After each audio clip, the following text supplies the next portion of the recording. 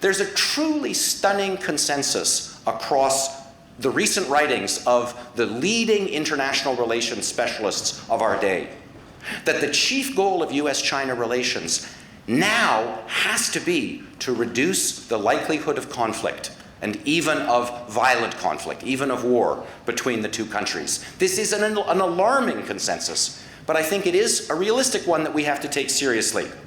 And therefore, it behooves us to ask new questions. What can we do to serve this goal of slowing and arresting and reversing the deterioration of the bilateral relationship, and thereby reduce the horrific possibilities of conflict between our two societies? What can the people in this room and those of you joining us online do? For most of us, it doesn't make sense to aspire to shape the leadership of our two societies.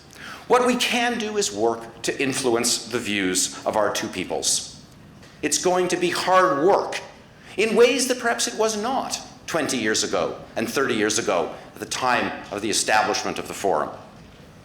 Those of us who seek to uphold these principles and support continued exchange and dialogue will increasingly face suspicion from both sides.